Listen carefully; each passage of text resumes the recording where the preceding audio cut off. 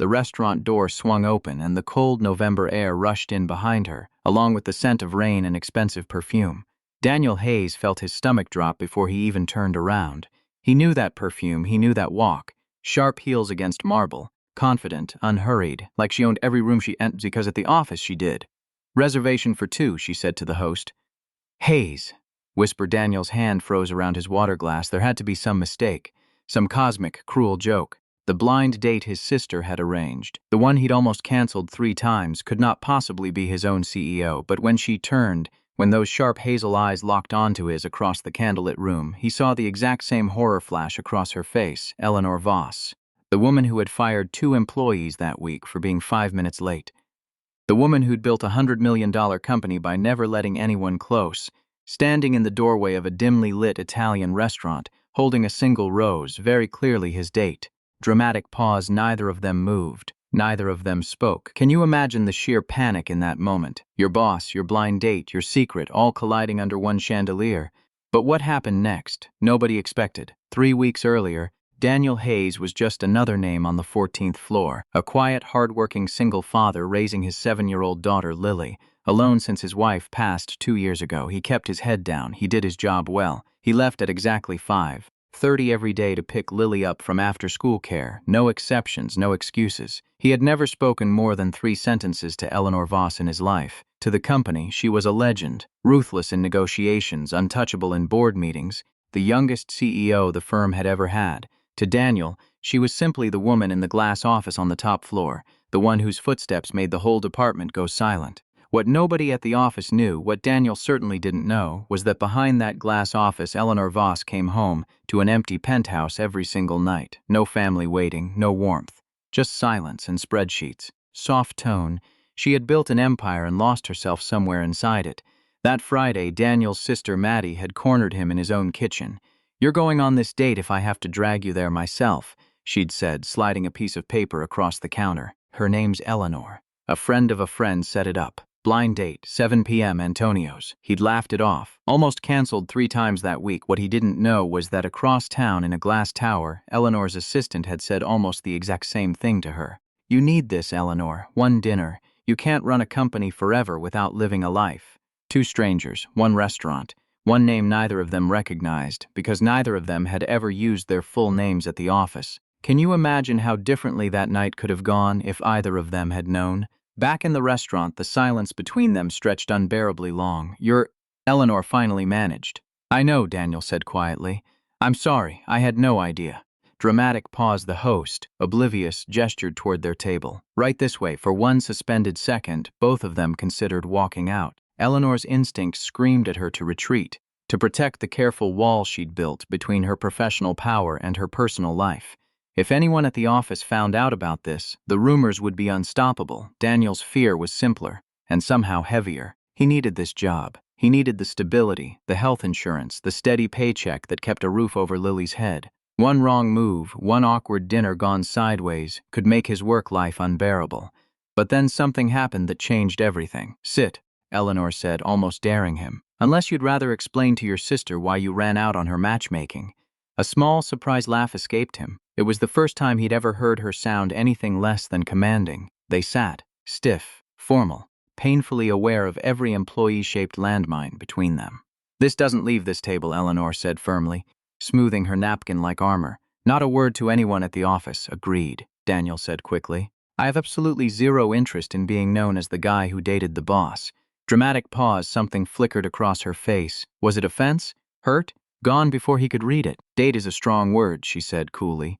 "This is dinner. 1 dinner." But as the evening unfolded, through stilted small talk, through a shared basket of bread, through Eleanor's surprising dry sense of humor that nobody at the office had ever witnessed, something neither of them expected began to stir. By dessert, Eleanor asked the question that would crack everything open. "Do you have someone waiting for you at home, Daniel?" He hesitated. "Yeah," he said softly, "someone very important." Her face changed instantly, disappointment quickly masked. "My daughter," he clarified. "Lily. She's 7. Warm tone. The shift in Eleanor's expression was almost imperceptible, but it was there. What she didn't know was how much that single sentence would unravel her. Eleanor Voss had grown up the daughter of a man who chose his company over his children every single time. She had vowed long ago never to need anyone who would put her second, and yet here was a man, tired, unpolished by corporate ambition, utterly unguarded, speaking about his daughter with more love in his voice than Eleanor had heard in years. "Tell me about her," Eleanor said, and for the first time all night her voice lost its sharpness entirely. Daniel's whole face transformed. He spoke about the way Lily insisted on wearing mismatched socks for luck, about her terrifying determination to become an astronaut veterinarian, about the nights he sat by her bed reading the same dinosaur book until he had it memorized. Dramatic pause, Eleanor realized, with a strange ache in her chest, that she envied this, envied a father reading bedtime stories more than she'd ever envied a competitor's quarterly earnings. "You really love being her dad," she said quietly. "It's the only thing I've ever been certain about," Daniel admitted. That's when he realized the truth, that the woman across from him, the one who terrified an entire floor of executives, was achingly, devastatingly lonely. And that's when the door of the restaurant swung open again, just like before. Cold air rushed in. A man in a tailored coat scanned the room, eyes locking onto their table with unmistakable purpose. "Eleanor," he said, voice tight, "we need to talk now." Her face drained of color. "Marcus, what are you doing here?" Daniel watched as something dark passed behind her eyes, fear maybe, or dread. A choice had to be made. Stay, and let her past collide with this fragile new moment, or run before Daniel saw a side of her she'd spent years hiding. Can you imagine being seconds from something real, only to have your past walk through the door? Marcus didn't sit. He didn't need an invitation. "The board found out," he said, low, urgent, "about the coal industries numbers. They're calling an emergency session tomorrow morning." Eleanor's jaw tightened. "That's not possible. Those files were sealed. Someone leaked them, Eleanor. And it's bad. It looks like you knew about the discrepancies for months and buried them." The color left Daniel's face, too, because Coal Industries was the very project he'd been quietly working on for the last 6 weeks, cross-checking financial records nobody else in the department wanted to touch. He'd found irregularities. He'd flagged them. He'd assumed, naively, that they'd vanished into some compliance black hole. Nobody in that room could have predicted what came next. "I sent that report up the chain 3 weeks ago," Daniel said slowly. "I thought it was handled." Eleanor turned to him, eyes wide with sudden, sickening realization. "You found the coal discrepancies?" "I did. I flagged it to my department head. I assumed it reached your desk." "It never did," Eleanor said, voice shaking now, "which means someone intercepted it. Someone buried it on purpose and made it look like I was the one hiding it." Dramatic pause. The pieces clicked into place with horrifying clarity. Someone inside the company had sabotaged her, used Daniel's honest work as a weapon, twisted it into evidence against the very person who would have acted on it immediately. "Who has access to reports before they reach you?" Daniel asked. Eleanor's eyes darkened. "My CO, Richard Penn. The man who had personally approved her blind date tonight, claiming it would be good for her to finally have a life outside the office. Can you imagine realizing the person closest to you has been planning your downfall the entire time?" The next morning, the boardroom was a storm waiting to break. Eleanor stood at the head of the table, spine straight, expression unreadable, every inch the CEO of the company knew. But Daniel, standing nervously near the back with his report clutched in trembling hands, could see what no one else could, the fear underneath the armor. "The accusations against me are false," Eleanor said, voice steady despite everything, "and I have proof." Richard Penn smiled thinly. "Proof or desperation?" Dramatic pause. This was the moment everything could fall apart. Daniel stepped forward before he could stop himself. "I submitted this report 6 weeks ago," he said, sliding it across the table. "Time-cemented, documented. Sent directly to Mr. Penn's office for review before it reaches the CEO." The room went silent. Richard's confident mask cracked just slightly. This means nothing. Reports get lost." "Not when there's a digital trail," Daniel said quietly. "I kept copies, I always do." And in that suspended, electric silence, the same silence as the restaurant doorway, the same cold air rushing into a room about to change forever, Eleanor finally understood the full weight of what Daniel had risked. He wasn't just a quiet employee anymore. He was the man who'd unknowingly tried to save her, weeks before either of them knew the other's name. But the damage wasn't undone yet. The board still had doubts. Whispers of conflict of interest rippled through the room the moment someone noticed how Eleanor looked at Daniel. Too warm, too protective, too personal. "Is there something between you two?" one board member asked sharply. "Because if there is, this entire defense is compromised." Whisper. Eleanor's heart pounded. Everything she'd built, every wall, every careful boundary, stood on the edge of collapse. She could deny it. Protect her career, protect Daniel's job, walk away from whatever had started growing between them at that small candlelit table. Or she could tell the truth and risk everything. Eleanor looked at Daniel, really looked at him, at the man who'd flagged a discrepancy because it was right, not because it was safe.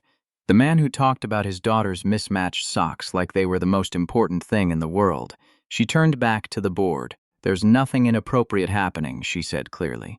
"But yes, Daniel and I had dinner last night, completely by accident, arranged by people who had no idea we worked together. And in that dinner he told me about a report he submitted weeks ago. A report that should have reached me and didn't." She let the silence speak for itself. "If anyone in this room wants to question my integrity," she continued, voice growing stronger, "they should be asking why a junior analyst document is warning my buried O, not why I went on a blind date." Richard Penn's face went pale. Within the hour, internal security had pulled his full email history. By that afternoon, he was gone, exposed, escorted out, the buried discrepancies finally brought into daylight. Warm-toned, the storm had passed. That evening, Eleanor found Daniel waiting by the elevators, Lily's crayon drawing of a dinosaur peeking out of his bag, a small, accidental piece of his world he hadn't meant to bring to work. "Thank you," Eleanor said softly, "for telling the truth, for not running. Thank you for believing me," Daniel replied, when it would have been easier not to. They stood there a moment, the same quiet electricity from the restaurant doorway humming between them again, except this time, neither of them wanted to walk away. "For what it's worth," Eleanor said, the faintest smile breaking through, "I think Maddie did an excellent job picking a date." Daniel laughed, really laughed, for the first time in longer than he could remember. Dramatic pause outside. The November air was still cold, but this time, when the door swung open and let it in, neither of them flinched, because sometimes the person you spend years avoiding is exactly the one you were always meant to find. Soft tone, and somewhere in the city, in a small apartment, a little girl in mismatched socks waited for her dad to come home, never knowing that tonight he was bringing someone new into their story.